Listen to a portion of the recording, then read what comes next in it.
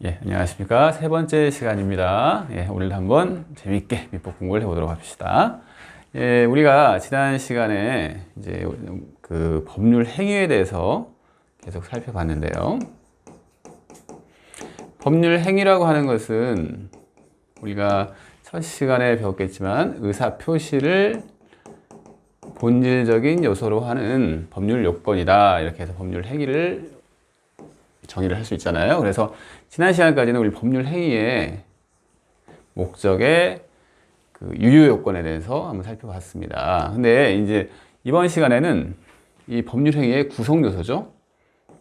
법률 행위를 이루는 이 구성 요소를 한번 살펴보는 시간을 갖도록 하겠습니다. 그러니까 조금 더 미시적으로, 좀 더 이렇게 세밀하게 접근을 하는 거죠. 이 법률 행위를 공부를 하는 것이 아니라 이제 의사표시를 공부하기 때문에 조금 더 이렇게 세밀하게 공부를 한다고 생각하시면 됩니다. 보면 1번에 의사표시의 구성 요소에 대해서 나옵니다. 의사표시 하면 조금 의사표시가 뭘까 이렇게 좀 개념이 안 잡힐 수가 있어요. 그러면 이렇게 생각하시면 됩니다. 우리가 매수할 때 매수 의사표시를 하죠. 그래서 이 매수 의사표시와 매도의 의사표시가 만나서 매매 계약이라는 법률 행위가 완성이 됩니다. 매매가 그 법률 행위죠. 법률 행위가 완성이 됩니다. 여기서 얘기하는 의사표시가 바로 그 의사표시입니다. 그래서 의사표시가 어떻게 구성되는지 한번 케이스를 한번 보면서 살펴보겠습니다. 토지 투자에 관심이 생긴 갑은 A 토지 주변에 KTX역이 생긴다는 주변의 소문을 듣고 A 토지 소유자 을에게 시세보다 30% 비싼 가격에 A 토지를 사고 싶다는 의사를 표시하였다. 궁극적으로는 매수 의사표시를 한 겁니다. 근데 이 매수 의사표시를 어떤 과정을 통해서 했느냐 보면 KTX역이 생긴다는 주변의 소문을 들었습니다. 그래서 이게 오르겠구나. 즉 동기가 생긴 거죠. 매수를 하고자 하는 동기가 생긴 겁니다. 그리고 궁극적으로 표시를 했죠. 그래서 동기가 생기고 표시를 했는데 이 표시를 하기 전에 내심상에 자기 마음에 이런 표시를 하고자 하는 효과우사라는 게 생긴 겁니다. 내가 이 A 토지를 사야겠구나 하는 마음이 생긴 거죠. 그걸 효과의사라고 하거든요. 그러니까 의사표시는 동기, 그다음에 효과의사, 표시 이런 과정을 거쳐서 궁극적으로 표시 행위를 하는 겁니다. 아시겠죠? 이 케이스를 한번 설명해 봤고요. 그래서 이 1번, 2번은 다 방금 설명한 내용입니다. 그리고요, 밑에 보면 우리가 이제 이 의사표시 규정이 우리 시험에서도 중요합니다. 한 문제 내지 두 문제는 꼭 출제가 된다고 보면 돼요. 근데 의사표시 규정이 107조 이하에서 쭉 설명이 되고 있는데 우리가 이외에 봤던 이 케이스에서 보면 동기가 생겨서 효과의사가 생기고 그에 따라서 표시행위를 하는 과정이라고 했잖아요. 근데 일반적으로 봤을 때는 이 효과의사와 표시행위가 일치를 합니다.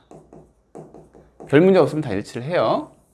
그리고 이 동기는 또 일반적으로 봤을 땐 표시가 안 되는 경우가 많겠죠.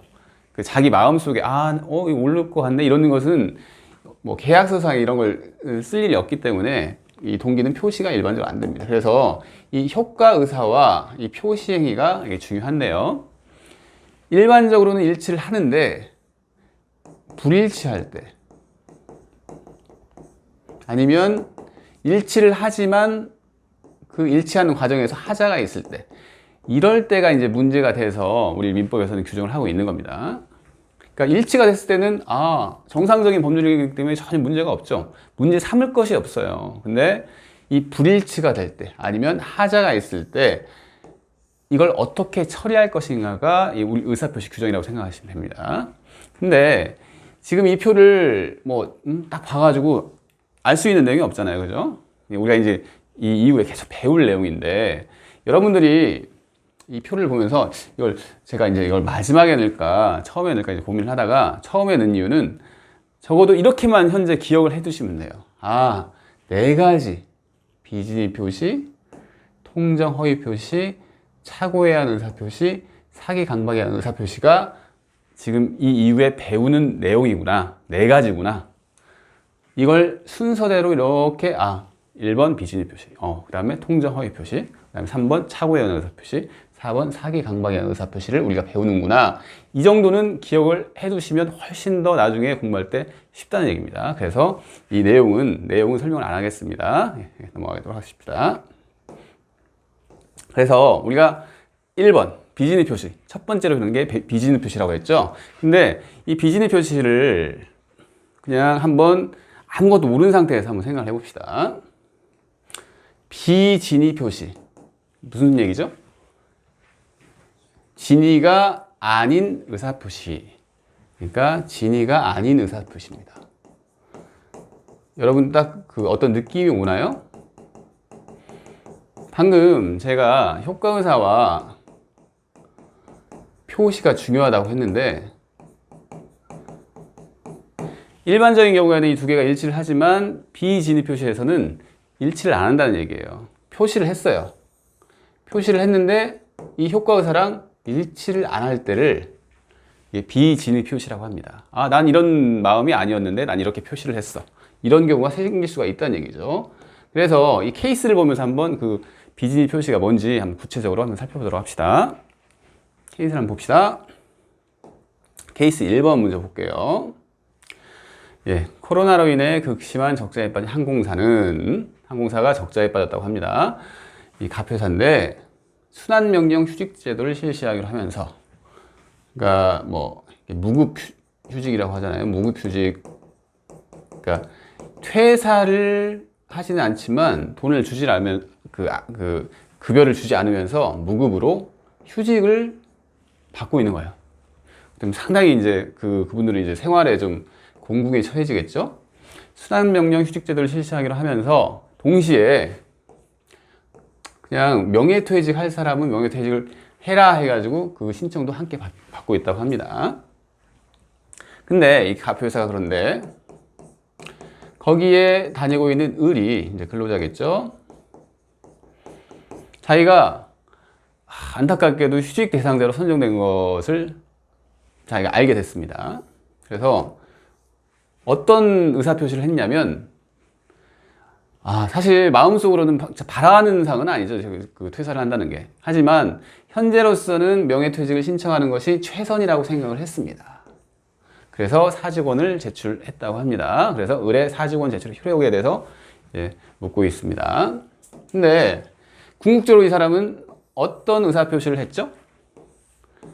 사직서를 제출한 거 봐서는 사직의 의사표시를 했습니다. 그리고 두 번째 한번 케이스 본 다음에 한번 같이 봅시다. 두 번째 보니까 이번에는 갑회사는 회사 인력의 효율적 배치를 위하여 전 직원에 대하여 사직원을 제출하도록 한 후에 일단 퇴직 처리를 하였다가 근로자별로 적합한 부서에 배치하기로 하였답니다. 그러면서 그 재입사하는 형식을 취했다고 해요. 그러니까 회사에서 이제 공고문이 나온 거죠. 우리가 이런 이유로 우선 퇴직 처리를 하겠다. 그러니까 사직원을 제출해라. 이런 그 공고가 나온 거예요. 그래서 이에 따라 을은 사직원을 제출하였고, 실질적으로 을은 퇴직 전후에 걸쳐 근로관계의 단절이 없었다고 합니다. 그리고 계속 근무를 했는데 을의 사직원 제출의 효율이 어떤지 물어보겠습니다. 그러니까 이 을도, 이 케이스 2번에서의 을도 사직 의사 표시를 한 상태죠. 사직 표시를 했습니다. 그렇죠? 이제 이 케이스 1번, 2번을 보면서 한번 조금 더 자세하게 살펴보도록 하겠습니다. 보면 케이스 1, 2 이렇게 나눠가지고 이 표시와 내심상의 효과를 한번 살펴보도록 합시다. 여기서 보면요, 둘 다 케이스 1든 2든 사직서를 냈어요. 사직서를 냈습니다. 그러니까 표시는 사직이라는 표시를 한 거죠.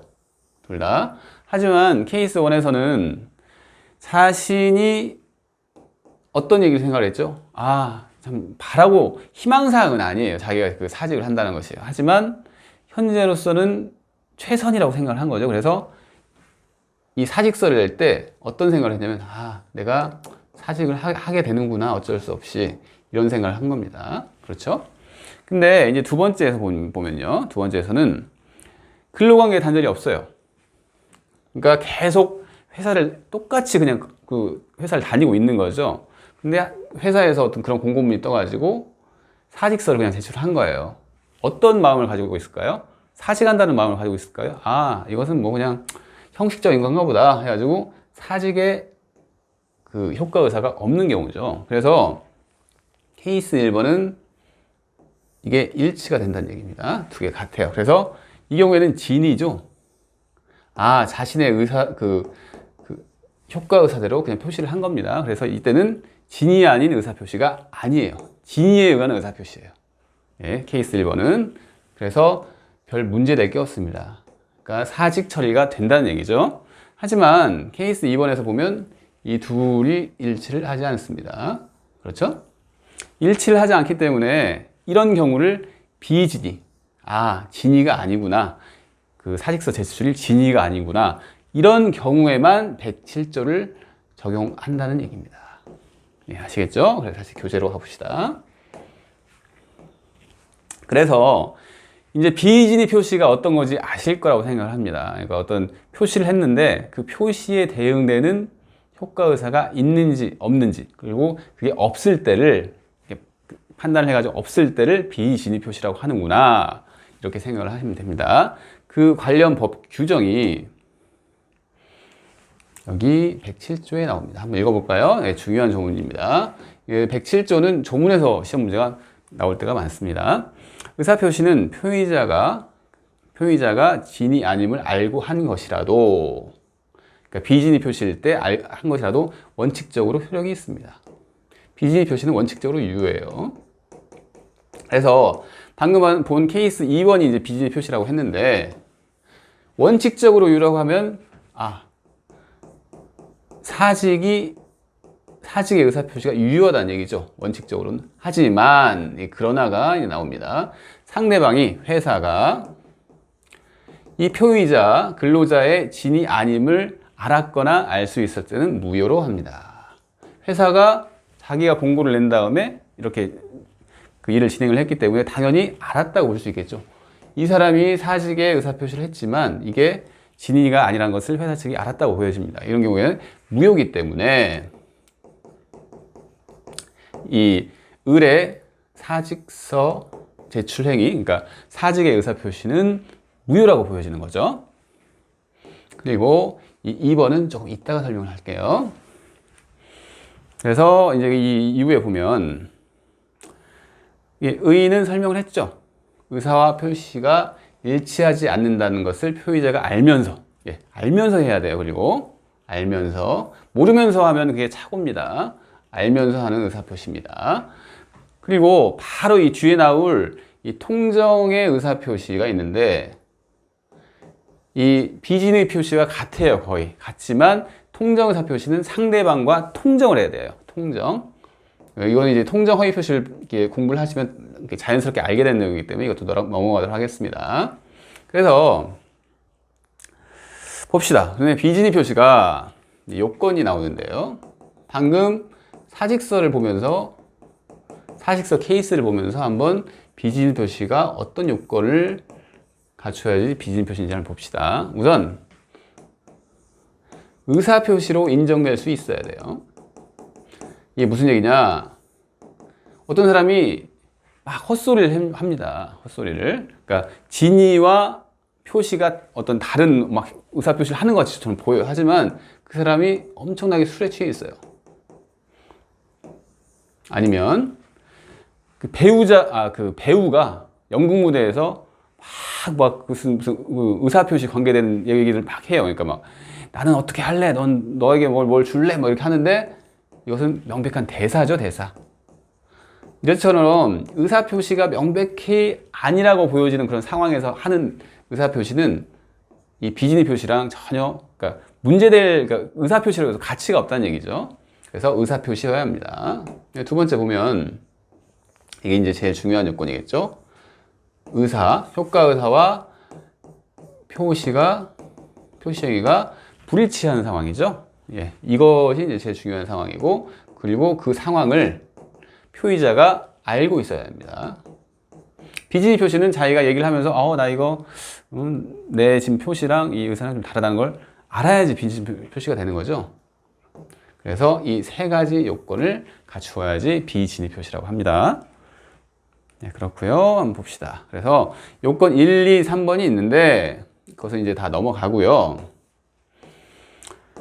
이 2번 관련돼 가지고 요건에서 2번 관련돼 가지고 판례가 쭉 있고 1, 2, 3번 요건은 아주 쉬운 겁니다. 그렇죠? 그래서 한번 이 판례를 한번 보도록 할게요. 이 판례 보면 1번, 이것도 기출이 된 지문이네요. 비진의 의사표시에서 진의란 특정의 내용의 의사표시를 하고자 하는 표의자의 생각을 말하는 것이지 표의자가 진정으로 마음속에서 바라는 상을 뜻하는 건 아니다. 예. 이런 것도 헷갈릴 수가 있죠. 무슨 얘기냐면 아까 케이스 1번이든 2번이든 진정으로 바라는 건 뭘까요? 진정으로 마음속으로 바라는 것은 사직을 하고 싶은 생각은 전혀 없어요. 둘 다. 그래서 그렇기 때문에 그 진이라고 하는 것은 희망사항을 바라는 것은 아니란 얘기예요. 예? 희망사항을 바라는 건 아니란 얘기죠. 그래서 아까 케이스 1번에 대해서 한번 볼게요. 케이스 1번에 보면 이 사람이 희망사항은 사직이 아니죠.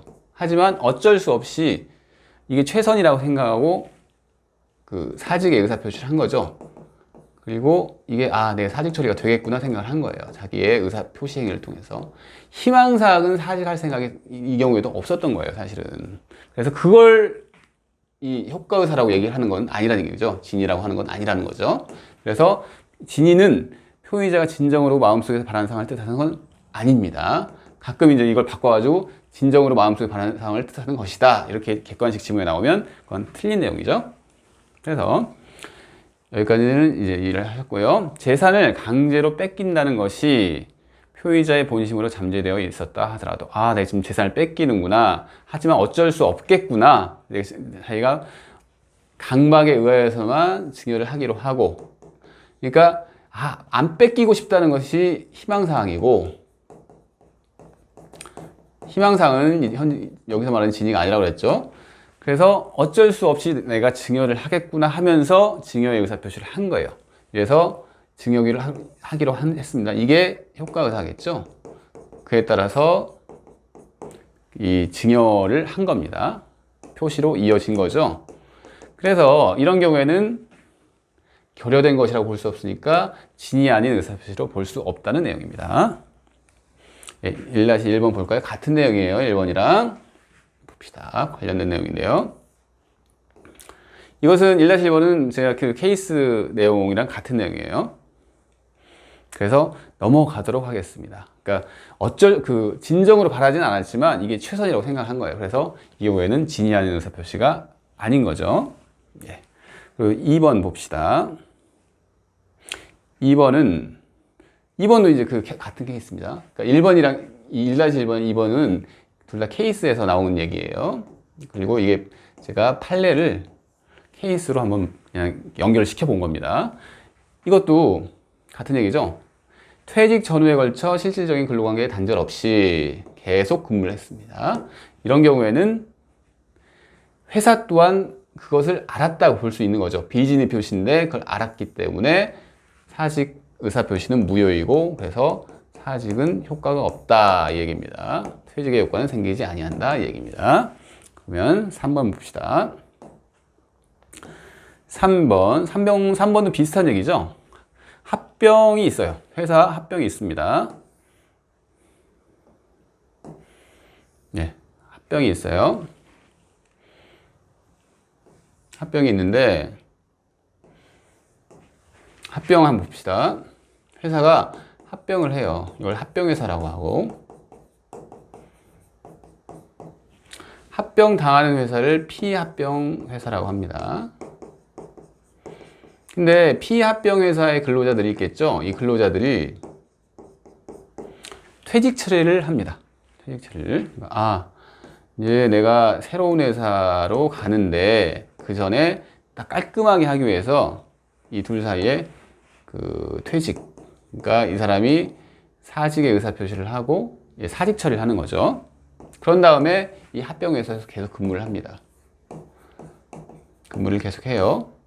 아까 그 우리 1-1번이랑 좀 다른 것은 1-1번 같은 경우에는 그 합병 관계가 아니죠. 그래서 이 합병회사와 피합병회사는 같은 법인이 아니에요. 다른 법인입니다. A법인, B법인 이렇게 되겠죠. 그래서 퇴직이 됐습니다. 하지만 근무를 계속 합니다. 이 퇴직 처리에 대해서, 그러니까 이 사직에 대해서 과연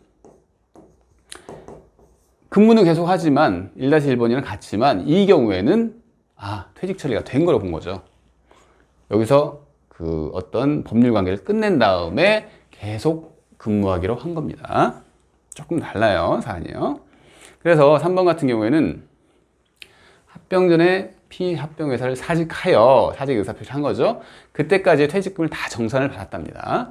다음 날 합병회사에 신규 입사하기로 한 것은 특별히 근로자한테는 뭐 이렇게 불합리한 대응을 한 것을 볼 수 없다고 합니다. 왜냐하면 뭐 이렇게 합병같이 이렇게 됐을 경우에는 근로자들을 이렇게 그 정리해고를 하거나 이렇게 할 수도 있는 상황이잖아요. 그래서 불합리한 대응을 한 것을 볼 수 없을 뿐더러 이는 피합병회사의 근로관계를 종료시키려는 근로자 스스로의 진정한 의사의 바탕을 둔 거기 때문에 비진의 의사표시에 해당한다고 볼 수 없답니다. 그래서 사직이 됐다는 얘기죠. 그 다음에 다음 판례를 보도록 하겠습니다. 근데 번호가 좀 잘못된 것 같네요. 판례가 4번이겠네요. 4번이요. 4번이고 이게 5번 같네요.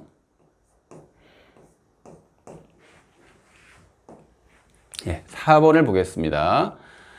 모기업의 일부 사업 부분이 인적 조직 및 물적 시설은 해체됨이 없이 동일성을 유지하면서 계열회사의 이관담에 따라 이 중간 퇴직을 했습니다. 이때도 중간 퇴직을 하고 퇴직금을 수령한 후에 비슷하죠. 신규 입사 절차를 밟은 경우에 그 중간 퇴직은 통정 허위 표시로 무효이다. 이 방금 위에랑 좀 다른 게 이건 합병 사례가 아니죠. 그러니까 같은 회사입니다. 모기업이 있고요. 이 계열회사가 있습니다.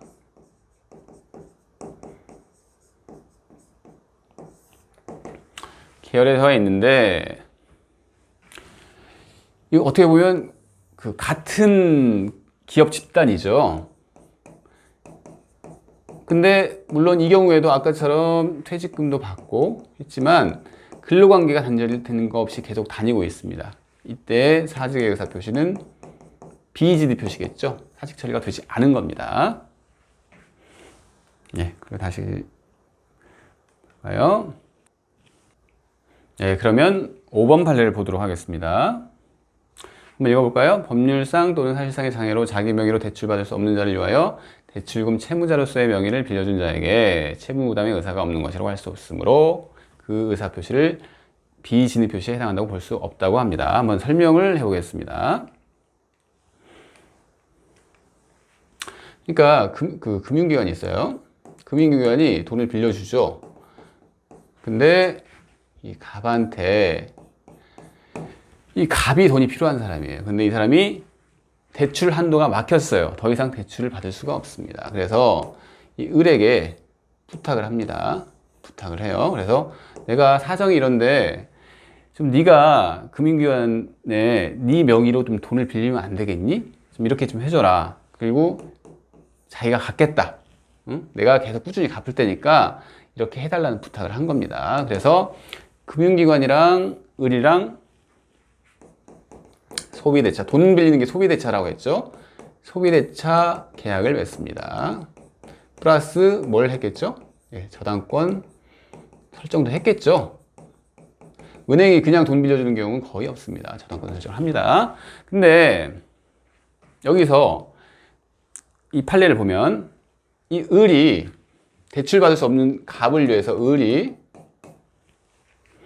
을이 대출금 채무자로서의 명의를 빌려준 자에게 을이죠. 을이 갑을 위해서 자기 명의를 빌려줬습니다. 그 을이 과연 채무 부담의 의사가 없을까요? 아닙니다. 우리가 돈을 빌리면 명의자가 채무자지 그 경제적 효과를 누리는 자가 채무자가 아닙니다.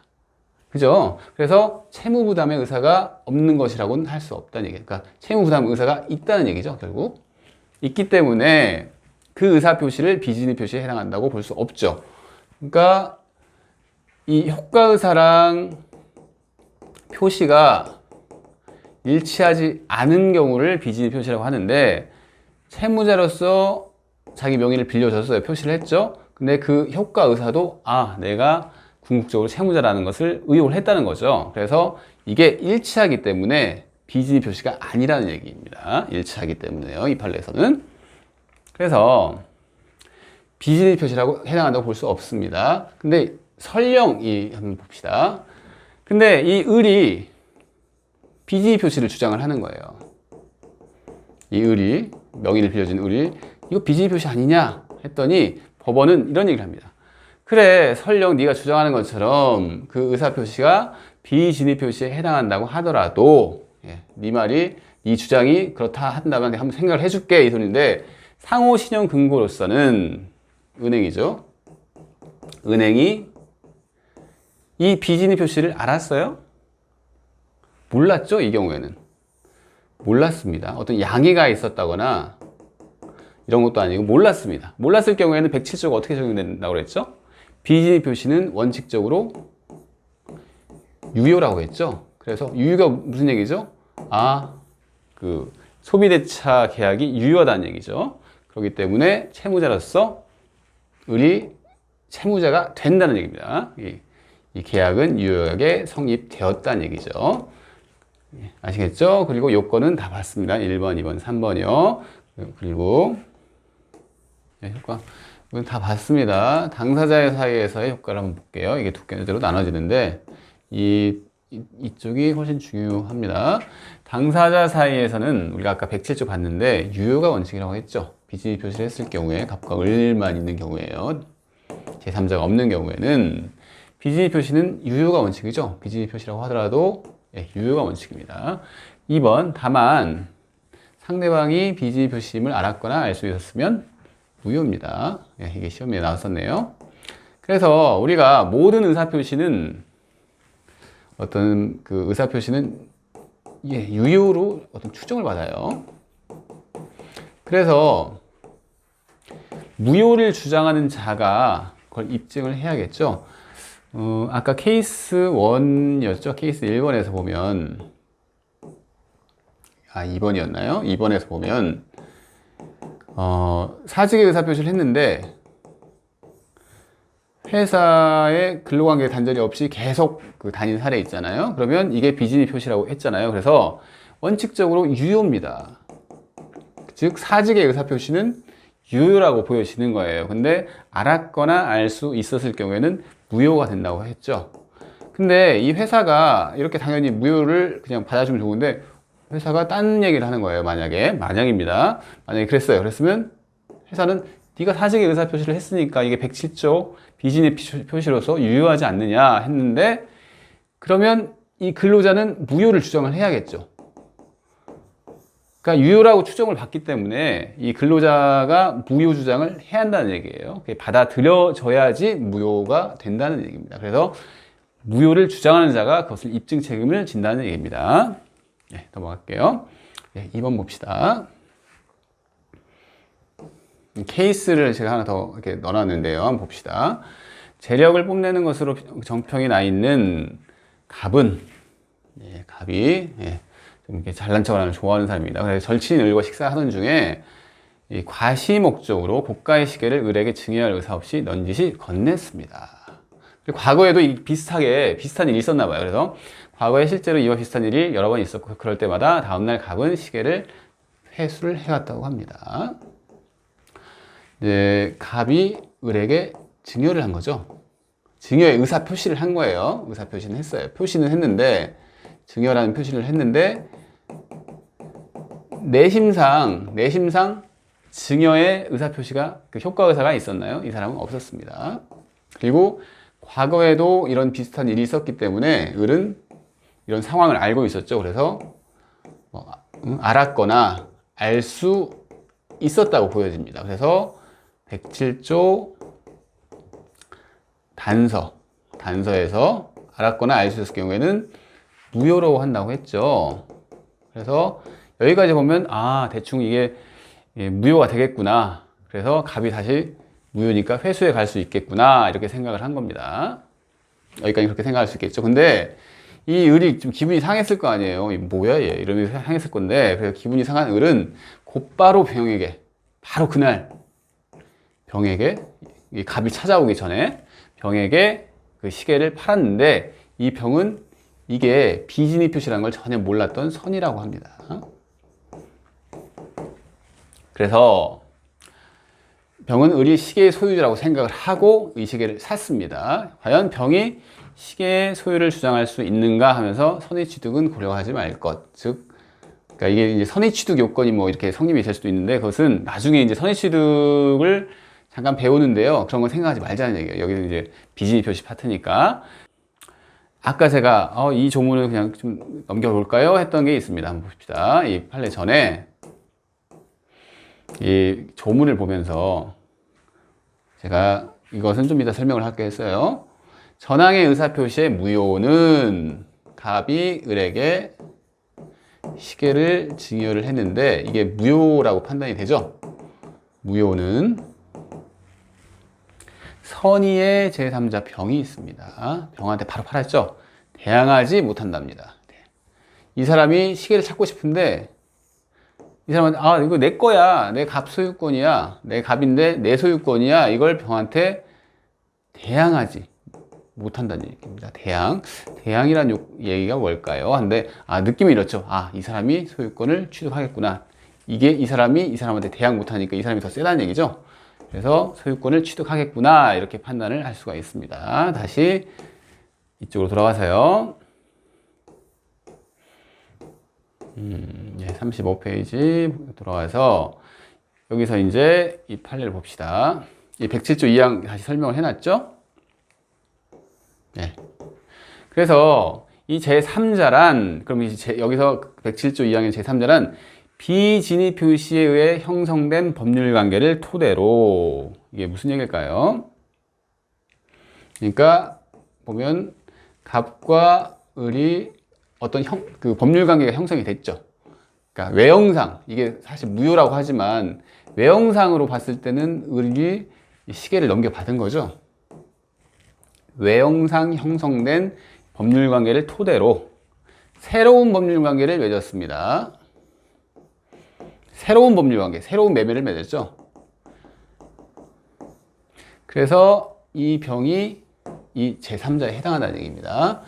이 병은 새로운 법률상 이해관계를 맺은 자로서 비진위 표시의 당사자도 아니고 포괄승계인, 즉 상속을 받았거나 이런 사람이 아니라는 얘기입니다. 외형상 형성된 법률관계를 토대로 새로운 법률상 이해관계를 맺은 자가 제3자인데, 이 병은 제3자에 해당한다는 얘기입니다. 그리고 이 3번 보면 이 선이란 비진위 표시로서 무효임을 알지 못하는 것을 의미합니다. 근데 여기서 우리가 조금 더 심화적인 내용을 보기 위해서 이걸 같은 판례를 보고 얘기를 하겠습니다. 이 사람이 비진위 표시를 했죠. 을과. 그래서 이 시계를 넘겨주는 증여계약은 무효가 됐습니다. 근데 이 을이 화가 나서 병한테 바로 팔아버렸습니다. 이 사람은 선이라고 해요. 몰랐다는 얘기죠. 이 비진위 표시임을 몰랐던 것을 선이라고 합니다. 이 선이기 때문에 아까 107조 2항에서 선의의 제3자에게 대항하지 못한다. 이걸 어떻게 표현했죠? 비진위 표시에 의해서 형성된, 외형상 형성된 법률관계를 토대로 법률상 새로운 이해관계를 맺은 자를 제3자라고 하는데, 병은 그렇죠. 외형상 형성된 법률관계, 을이 현재 시계를 갖고 있는 이 상황에서 새로운 법률관계를 맺어가지고 새롭게 이해관계가 생긴 제3자 병이 유효하게 소유권을 취득한다고 합니다. 근데 만일에 이 사람이 또 바로 매매를 했어요. 이 사람은 케이스에서 나오는 얘기인데요. 케이스에서 뒤에 안 읽은 부분인데, 이 정은 갑과 을의 절친입니다. 그래서 이런 상황을 다 알고 있는 거예요. 아, 또 갑이 또 잘난 척 했구나. 그래서 어떻게 했는데, 아, 병한테 그 시계를 을이 넘겨줬다고 하네? 이런 어떤 소문을 다 알고 있는 사람입니다. 근데 그러면 이 사람은 보호를 받을 수 있을 것인가에 대해서 한번 얘기를 해보자고 하는 거예요. 지금 병은 진정한 권리자죠. 그죠? 소유권을 유효하게 넘겨받았습니다. 그렇기 때문에 설령 이 사람이 악이라고 하더라도 권리자로부터 물건을 받은 거예요. 그래서 이 사람은 보호를 받습니다. 이런 그 비진입 표시에 해당한다는 것을 알았지만, 악이라는 것은 알았다는 얘기예요. 알았지만 한번 이 사람이 딱 막아준다는 얘기죠. 그래서 이걸 딱 막아준다. 그래서 이걸 엄폐물의 법칙이라고 합니다. 뭐 이런 것까지 시험에 나오는 게 아니라 그냥 듣고 잃어버리시면 됩니다. 그러니까 한번 딱 진정한 권리자가 생겼으면 그 뒤에 이 사람이 악이라고 해도 그런 건 상관없이, 비진입 표시에 해당한다는 거 뭐 이런 걸 알았다는 거랑 상관없이 그냥 권리자부터 취득하는 것이다. 그래서 정은 유효하게 소유권을 취득한다는 얘기입니다. 네, 다시 한번 책으로 가보겠습니다. 그래서 2번까지 설명을 했어요. 봅시다. 2번. 정은 절친인데 이 사실을 모두 알고 있는 상태고, 정은 병을 만나 자신에게 시계를 팔 것을 권유하였고, 아, 이게 싼 물건이네 이러면서 이렇게 권유를 했습니다. 그러면 병은 정에게 자기가 산 금액의 10%를 얹어서 정에게 시계를 팔았다고 합니다. 이때 과연 정이 유효하게 시계의 소유권을 취득하는가에 대한 내용을 설명을 했죠. 엄폐가 된다는 얘기했습니다. 한번 병이 막아줬어요. 진정한 권리자가 됐습니다. 그 이후에는 고려할 필요가 없다는 얘기예요. 막아줬다는 얘기입니다. 그래서 다 설명이 끝났는데요. 비진입 표시의 무효는 선의의 제3자의, 즉 여기서 봤을 때는 병에게 대항하지 못하니까 병이 유효하게 소유권을 취득한다, 이 소리입니다. 제3자 몇 번이나 계속 제가 이제 얘기를 했습니다. 비진입 표시에 의해 형성된 법률관계를 토대로 새로운 법률상 이해관계를 맺었다. 즉 새롭게 매매를 했다, 이 소리죠. 그리고 당연하지만 이 당사자는 그 제3자가 아니잖아요. 그죠? 포괄 승계인은 당사자를 그대로 물려받는 사람입니다. 어떤 상속을 받는다든지 포괄 요증을 받는다든지 이런 사람들은 당사자의 지위랑 같아요. 그래서 그 이외의 자가 되어야지 제3자라고 볼 수가 있는 겁니다. 네, 한번 선이 뭐 이건 다 얘기 알겠죠? 근데 여기서 이제 제가 뭐 지문 같은 데서 이렇게 나올 수가 있어요. 제3자. 지금 아까 갑을병이 있으면 이 병이 제3자죠? 이 제3자인데 제3자는 누가 실까지 필요할까요? 우리 107조 법조문에 보면 선의의 제3자라고 얘기를 하죠. 선의, 무과실일 필요가 없습니다. 설령 이 사람이 병이 과실이 있다고 하더라도 이 사람은 보호를 받는다는 얘기예요. 그리고 이건 설명한 것 같은데요. 제3자의 모든 뭐 유효 추정, 선의 같은 것 추정돼요. 어떤 우리 법률 행위나 어떤 법률 관계에서 보면 일반적으로 성립되면 유효가 되고, 그리고 일반적으로 몰랐다고 보여지고 다 추정이 됩니다. 그래서 이 사람이 선의로 추정이 되기 때문에 병은 알아서 자기가 이거 내 소유권이야, 내가 을한테 정당하게 넘겨받았어, 이렇게 주장할 필요가 있는 게 아니라 무효를 주장하는 사람이 누구겠죠? 이 이상한 헛소리를 한, 자기 재력을 과시한 이 사람이 돌려받으려면 이 사람의 무효를 주장해야 한다는 얘기입니다. 무효를 주장하니까 이 사람의 선의가 아니라는 거, 악이라는 걸 주장하는 거죠. 예. 그러니까 무효를 이 갑이 주장을 해야 하는데, 그러려면 이 사람의 악의를 주장해야 할 수밖에 없는 거죠. 예, 그 얘기입니다. 그리고 이것도 얘기를 했습니다. 비진입 표시가 유효라면 제3자가 악의이더라도 보호됩니다. 그러니까 비진입 표시가 유효라면 이게 무슨 얘기냐면 아까는 우리가 방금 얘기했던 것은 이게 무효가 된 상황인데 그게 아니라 유효입니다. 유효. 비진입 표시는 유효가 원칙이죠. 그래서 유효라면 비진입 유효라면 당연하게 이 제3자가 악이라도 소유권을 취득하게 된다는 얘기겠죠. 예, 아시겠죠? 그리고 선의의 제3자로부터 전득한 정은 아까 그 정이었어요. 가불병도 나왔을 정. 전득한 사람입니다. 그 사람은 한 번 막아줬기 때문에 선악불문하고 그 사람이 설령 악이라고 하더라도 보호된다는 얘기입니다. 예, 아시겠죠? 예, 넘어가 볼까요? 그러니까 비진입 표시가 시험에서 뭐 그렇게 한 3년에 한 번 뭐 이 정도 나오는데 왜 비진입 표시를 좀 이렇게 자세히 설명하냐면 통정 허위 표시랑 바로 연결이 돼요. 통정 허위 표시는 거의 매년 나옵니다. 그래서 좀 자세히 설명할게요. 그리고 이 적용 영역, 의사표시 규정이죠. 이게 107조가 의사표시 규정인데 의사표시 규정은 원칙적으로 재산상 행위에 적용이 됩니다. 왜냐? 신분상 행위는 뭐가 제일 중요하죠? 그러니까 뭐 예를 들어서 뭐 입양을 한다. 뭐 이런 거, 이런 어떤 신분상 행위. 이런 경우에는 그 내심의 의사가 제일 중요합니다. 뭐 그냥 자기가 딱 헛소리를 해서 비진입 표시를 했어요. 근데 그게 비진입 표시라고 유효라고 딱 비진입 표시는 바로 유효잖아요. 원칙 유효니까 유효가 되면 안 된다는 얘기예요. 설령 이 사람이 비진입 표시를 했다고 하더라도 이 사람의 내심 효과 의사가 전혀 입양할 의사가 없었으면 입양의 효력은 인정이 돼서는 안 되겠죠. 그렇죠. 그래서 신분상행위는 적용되지 않는 게 원칙입니다. 그래서 원칙적으로 재산상행위에 적용됩니다. 그리고 이 의사표시 규정은 확실한 법률 효과를 요구하는 어떤 행위들이 있어요. 소송, 그 다음에 공법상 행위. 이런 경우에는 표시된 대로 바로 적용이 됩니다. 다른 어떤 기타 사족이 붙지가 않아요. 그러니까 이게 뭐 원칙적으로 유효하지만 어떤 경우에 무효가 된다. 이런 게 아니고 이런 소송행위나 공법상 행위는 그냥 표시된 대로 딱 소송상 자기가 뭐 취하를 했다. 근데 나 사실은 내심은 뭐 이런 게 아니었고 이런 게 필요 없이 그냥 그 소장에 취하하는 의사표시가 적혀 있다면 취하가 된다는 얘기입니다. 그러니까 확실한 법률 효과를 요구하는 행위. 그게 주로 소송행위나 공법상 행위가 됩니다. 한번 판례를 볼게요. 이 판례는 이 공무원입니다. 공무원이 사직의 의사표시를 했다고 합니다. 지금 우리가 케이스에서 이 뭐 사직의 의사표시 계속 얘기했는데 이때는 그냥 일반 회사죠.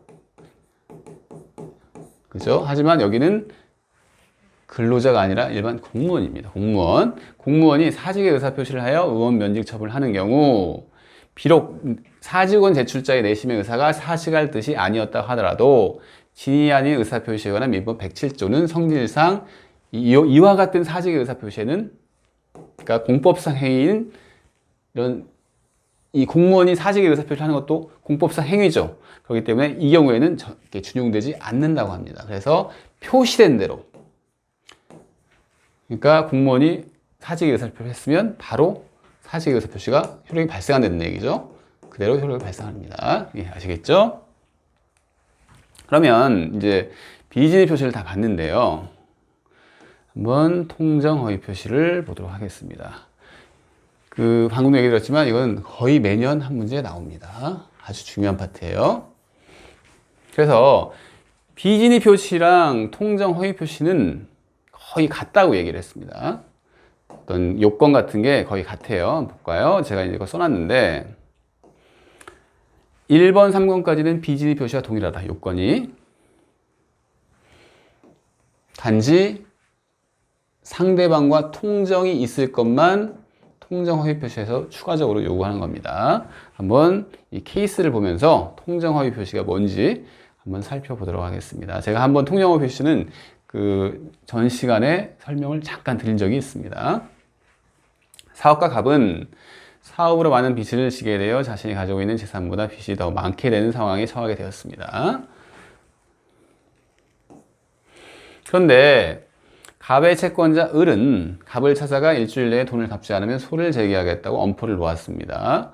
갑은 친구 병을 찾아가 상황을 설명하고 강제집행을 피하고자 자신의 아파트를 병명의로 하기로 합의를 하고 가장매매 계약을 맺으면서 소유권 이전 등기를 병명의로 격려하였다. 그런데 병이 갑자기 변심하여 이 상황을 알지 못하는 정과 매매 계약을 맺고 소유권 이전 등기를 넘겨주었다는 이런 케이스입니다. 한번 볼까요? 이것도 한번 제가 이렇게 준비한 자료를 보면서 한번 보도록 합시다. 네, 이건데요. 보면 이 갑이 사업가죠. 사업을 하다가 어떻게 좀 상황이 안 좋아서 채무가 아주 많아지게 되는 상황입니다. 근데 이 갑의 채권자가 을이에요. 근데 이게 이 A 부동산을 갖고 있는 갑이 A 부동산의 소유자인데 이 사람이 을이 강제집행을 막 하려고 하겠죠. 이 사람한테 강제집행을 막 하려고 하는 거예요, 지금. 뺏기기는 싫죠. 그쵸? 돈을 빌렸으면 돈을 갚아야 하는데 이 재산, 자기 부동산 하나만이라도 좀 살려보려고 갑의 친구인 병을 찾아가서 부탁을 합니다. 내가 지금 A 부동산이 하나 있는데 지금 상황이 이러니까 가짜로 매매를 한번 해봅시다. 그러니까 이 사람의 매도의 의사표시가 있고 이 사람의 매수의 의사표시가 있는데 둘 다 가짜란 얘기예요. 둘 다 가짜인데 이 두 개 합쳐가지고 매매를 했다. 그래서 그걸 가장매매라고 하는데 가장매매를 했습니다. 이 가장매매, 이 매도 의사표시, 매수 의사표시를 통정 허위표시라고 합니다. 무슨 얘기냐면 이 갑이 비진입 표시를 했어요. 무슨 얘기냐면 매도 의사표시를 했는데 이 표시가 내심의 효과 의사랑 일치를 하지 않죠. 그러죠? 이 사람은 전혀 진실하게 소유권을 넘겨줄 의사가 전혀 없습니다. 병한테. 그죠? 그래서 없어요. 그리고 스스로 이걸 알고 있습니다. 갑은 이게 일치가 되지 않는다는 사실을 알고 있어요. 우리가 바로 봤던 그 비진입 표시 보면, 그 비진입 표시 요건 보면 의사 표시이어야 하고, 한마디로 술 취한 사람의 어떤 행위나 배우, 무대에서의 배우의 어떤 행위나 이런 것은 적어도 아니어야 하고, 그것은 너무 쉬운 요건이니까 이 두 개가 중요하죠. 내심의 효과 의사와 표시상에 보여지는 그 행위가 일치하지 않아야 하고, 갑이 알고 있어야 한다. 이 경우에 비진입 표시라고 하는데, 갑은 비진입 표시를 했는데 이 병과 짜고 했죠. 그 비진입 표시를. 그죠? 그걸 통정이라고 하는 거예요. 통정. 그러니까 이게 정을 통하다 이 소리인데 짜고 했다. 이걸 어떻게 그냥 비슷한 얘기로 합의를 했다. 합의하에 이렇게 했다. 그 다음에 양해하에 이렇게 했다. 같은 얘기로 쓰이는 얘기입니다. 통정, 합의, 양해. 그래서 지금 가장매매를 했고 이게 통정 허위 표시라는 건 알겠죠? 이런 경우에 우리가 108조에서 통정 허위 표시 규정이 108조인데요. 통정 허위 표시는 무효라고 합니다. 원칙적으로. 그래서 이 병이 소유권을 넘겨받았어요. 부동산이니까 등기까지 넘겨줬다는 얘기죠. 근데 무효예요. 이 의사표시가 허위표시이기 때문에 무효예요. 그래서 이 등기는 원인 없는 등기죠. 원인 무효의 등기죠.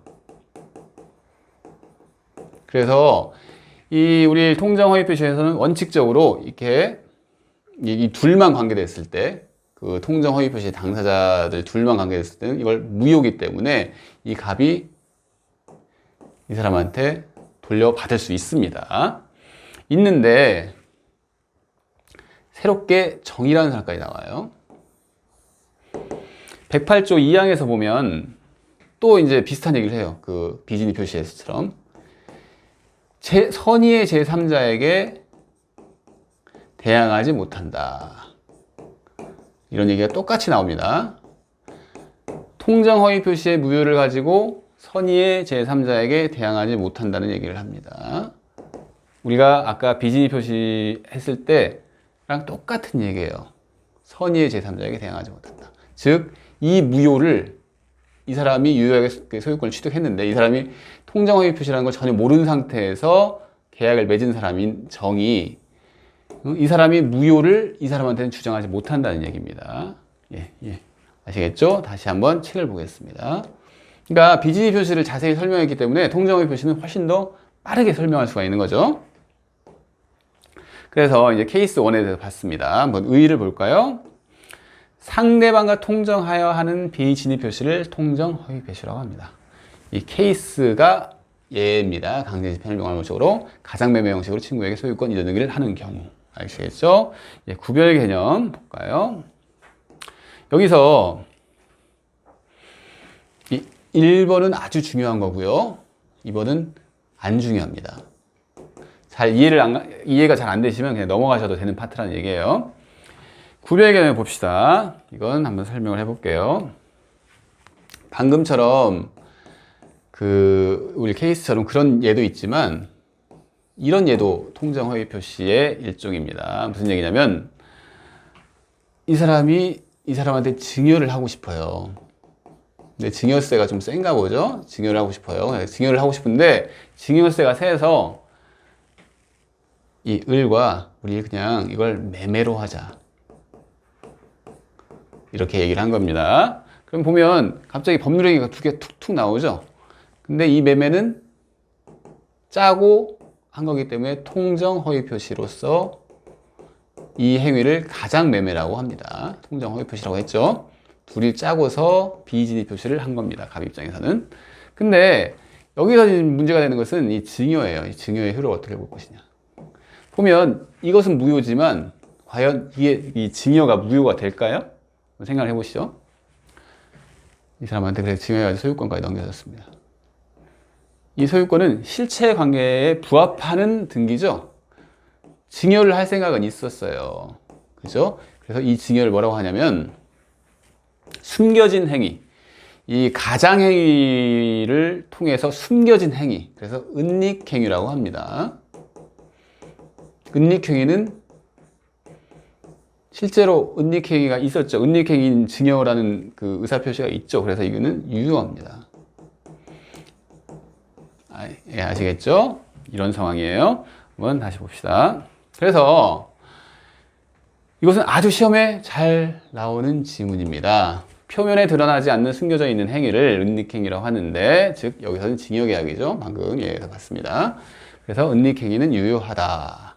그래서 궁극적으로 가장행위, 가장매매는 통정허위 표시로 무효이나 은닉행위는 유효하다. 증여는 유효하다. 이 소리입니다. 넘어가겠습니다. 2번 시타기는 안 중요하다고 했죠? 그냥 들어만 보세요. 이 사람이 채권자고 권이라고 쓸게요. 그냥 이 사람이 채무자입니다. 근데 이 사람이 채권을 받기가 어려워요. 그래서 채권 추심기관이 있어요. 채권 추심기관한테 그 채권을 양도를 해요. 양도의 목적이 뭐죠? 추심을 해달라는 목적하에서 양도를 하는 겁니다. 이 병한테. 근데 이게 왜 그 구별 개념으로 나오냐면 어떻게 보면 경제적인 목적, 즉 추심의 목적으로 훨씬 더 큰 권리를 이전을 한 거죠. 큰 권리. 추심만 하면 되는데 양도까지 해버렸어요. 그래서 혹시 이 양도 행위가 허위 표시가 아니냐 이런 얘기를 하는 거예요. 근데 여기서 보면 신탁행위라고 하는데 신탁행위는 실제로 권리가 이전이 된답니다. 병한테 실제로 권리가 이전이 된다. 채권이 이전된다는 얘기죠. 그래서 통정허위 표시랑 구별된다는 얘기예요. 그 정도까지만 이해를 하시면 되겠습니다. 그래서 우리는 이제 구별형까지 다 봤죠. 요건은 다 봤습니다. 비진입 표시랑 똑같은데 플러스 4번이 더 있다. 통정이 더 있다. 아시겠죠? 그러면 그 비진입 표시랑 비슷한 얘기들이 계속 잘 많이 나옵니다. 통정허위 표시에서는요. 한번 볼까요? 동일인에 대한 대출액 한도를 제한한 상호신용근거법에 적용을 회피하기 위하여 제3자를 형식상의 주 채무자로 내세웠고 상호신용근거도 이를 양해했습니다. 아까 제가 통정과 같은 그 단어가 양해도 있고 합의도 있고 이런 얘기를 했습니다. 그러니까 통정을 했다는 얘기예요. 그래서 제3자에 대하여는 채무자로서의 책임을 지우지 않을 의도하에 제3자 명의로 대출관계서류 및 약속어음을 작성받았음을 충분히 추단할 수 있는 경우에, 즉 보면 제3자랑 계약을 맺었는데 이게 통정 금전 소비대차 계약이라는 겁니다. 통정 금전 소비대차. 네, 아시겠죠? 그래서 궁극적으로 통정을 했기 때문에 무효죠, 무효. 통정 허위 표시는 무효입니다. 예. 그래서 제3자는 형식상의 명의만을 빌려준 자에 불과하고 그 대출 계약의 실질적인 당사자는 상호 신용과 실질적 주채무자가 있겠죠. 어떤 사람이 주채무자가 있습니다. 우리가 비즈니스 표시를 봤을 때는 이게 그 명의를 빌려준 사람이 통정이 없기 때문에 그 사람이 주채무자로서, 그러니까 법률상 채무자로서 지위 또한 가진다고 했는데, 이 경우에는 통정을 했기 때문에 이 사람이 채무자가 안 된다는 얘기입니다. 그래서 주채무자가 별도로 있다는 얘기죠. 실질적 주채무자이므로 제3자 명의로 되어 있는 대출 약정, 즉 이 약정이요, 그 다음에 약속어음 발행은 통정 허위 표시에 해당하는 무효의 법률 행위입니다. 그리고 판례는 당연하죠. 이게 무효면, 이 금전 소비대차 계약이 무효면 이 소비대차 계약을 기반으로 한 저당권 설정 계약도 무효가 되겠죠. 그 담보 목적으로 경유된 근저당 설정이 무효라고 합니다. 예. 아시겠습니까? 2번은 제가 설명했던 내용입니다. 무슨 얘기냐면 그냥 원칙적인 얘기예요. 이 판례는요. 이번 판례는 무슨 얘기냐면 제3자가 은행을 직접 방문하여 금전 소비대차 약정서의 주채무자로서 서명 날인을 하였다면, 즉 명의를 이 제3자 명의로 했다는 얘기죠. 그죠? 그러면 타인으로 하여금 이를 사용하도록 할 의도가 있었다거나, 즉 경제적 효과가, 법률적 효과가 아니라 경제적 효과가 타인에게 기속이 돼요. 그러니까 이 사람이 돈을 빌렸지만, 이 사람이 제3자가 돈을 빌렸지만 실제로는 경제적 효과를 누리는 사람이 있어요. 어떤 타인이 있어요. 하지만 그리고 이 경제적 효과를 누리는 사람이 상환하기로 했어요. 약속을 했지만 이 경제적, 즉 이 얘기를 계속 하는 겁니다. 경제적 효과를 타인에게 기속시키려는 의사에 불과할 뿐 법률상 채무자는 누구라고 했죠? 예, 명의자입니다. 그 원칙적인 얘기를 다시 한번 실어놨어요. 그래서 예, 판례를 다 봤고요. 그러면 이제 통정 허위 표시, 이 108조 그 효과를 한번 봅시다. 무효라고 했죠. 원칙 무효입니다. 둘만 있을 때는 무효예요. 하지만 전항의 의사표시의 무효는 선의의 제3자에게 대항하지 못한다고 합니다. 그래서 우선 나눠봤어요. 당사자 사이의 효과를 한번 1번에 있고요. 쭉 내려가면 2번에 제3자, 제3자에 대한 효과로 이렇게 두 개로 나뉘어서 한번 봅시다. 그러니까 한번 우리가 이걸 봅시다. 보면요. 지금 당사자 사이의 효과는 이 정이 없는 경우죠. 정이 없습니다. 그러니까 현재 이렇게 이 둘 사이의 효과가 어떻냐 이 얘기입니다. 그러면 이게 통정 허위 표시, 그러니까 가장매매이기 때문에 통정 허위 표시로 무효입니다. 무효죠? 우리가 이 무효에 대해서 지난 시간에도 계속 배웠는데, 무효, 뭐 절대적 무효가 뭔지 상대적 무효가 뭔지. 그러면 우선 이거 한번 보죠. 그 통정 허위 표시, 통정 허위 표시는 절대적 무효인가요? 상대적 무효인가요? 지난 시간에 배웠습니다. 이런 것도. 무효긴 무효인데 상대적 무효죠. 왜 상대적 무효죠?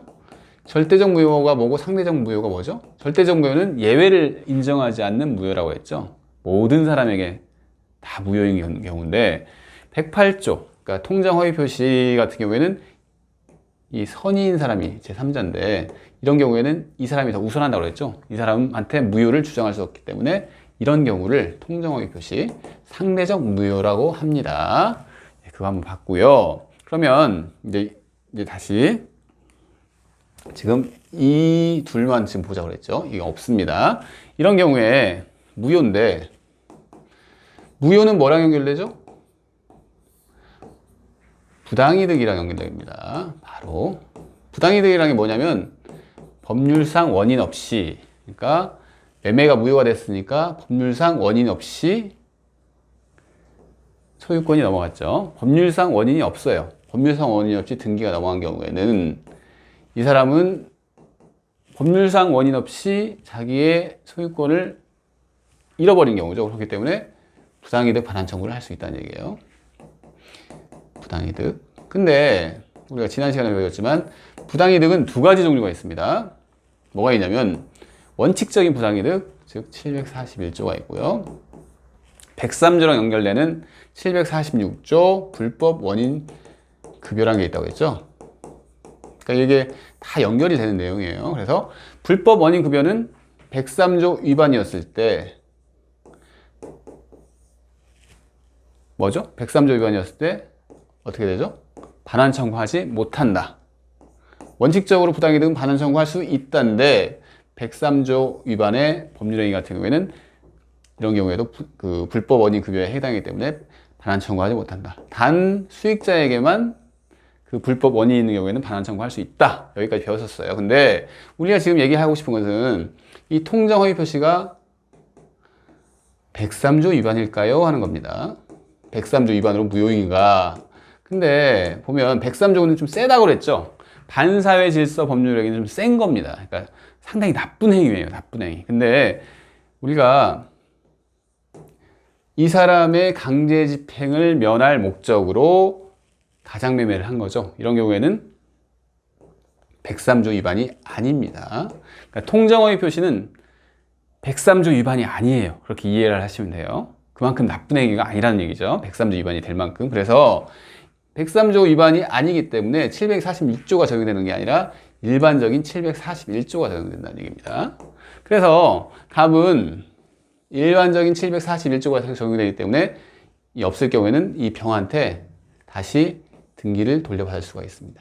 그러니까 부당이득에 의한 반환 청구도 가능하고 이 경우에는 이 사람이 무효이기 때문에 소유권자예요. 현재 이 사람한테 등기가 가 있다고 하더라도. 그래서 소유권에 의한 반환 청구도 할 수 있다는 얘기입니다. 그래서 당사자 사이의 효과는 이렇게 정리가 됩니다. 다시 교재로 가보겠습니다. 그래서 우리가 계속 나오는 얘기인데요. 무효는 이행 전에는 당연히 이행할 필요가 없겠죠. 계속 나오는 얘기입니다. 그리고 이행 후에는 방금 얘기한 내용일 텐데요. 103조 위반의 반사회 질서의 법률행위는 아니므로 통정허위 표시가, 그래서 746조가 적용되는 것이 아니라 이때는 741조가 돼서 부당이득 반환 청구도 할 수 있고, 또 이 갑이, 아까 봤던 갑이 소유권자이기 때문에 소유권에 의한 반환 청구권, 그 등기가 말소될 그 등기다 해가지고 말소 등기 청구권을 행사할 수도 있다는 얘기입니다. 예, 기출이 됐었네요. 그리고요, 예, 또 2번을 볼까요? 2번도 제가 채권자 취소권을 그냥 짧게 설명한 적이 있어요. 그 이중매매를 하면서 설명한 적이 있는데, 이것도 한번 표를 볼까요? 예, 이 표를 봅시다. 채권자 취소권은 그때 어떻게 설명을 했냐면, 금전 채권자가 있는데 이 채무자가 자기가 그 가지고 있는 재산이 별로 없어요. 그래서 어떻게 보면 이 사람의 채무를, 갑한테는 채무자잖아, 갑이. 이 사람이 채무를 이행할 수가 없어요. 없는 상황인데 어떠한 법률 행위를 해가지고 그 강제 집행을 피하려고 했을 때 이 채권자 측에서 이 법률 행위를 취소를 한다. 이것을 채권자, 갑의 입장에서 갑을 기준으로 하는 게 아니라 을을 기준으로 하면 갑의 채권자죠. 이 채권자가 이 법률 행위를 취소한다. 그래서 이런 걸 채권자 취소권이라고 했습니다. 이중매매 같은 경우에는 그래서 채권자 취소권이 된다? 안 된다. 왜냐하면 금전 채권자가 아니기 때문에 채권자 취소권이 해당되지 않는다는 얘기를 했었습니다. 그래서 근데 과연 이 경우에는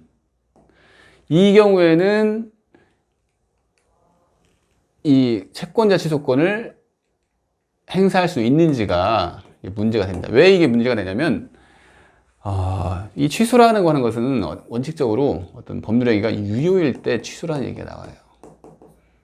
그러니까 원칙적으로 유효인데 그것을 취소한다. 이게 이제 어떤 취소의 대상인데 여기서는 이게 무효라고 하는데 무효죠?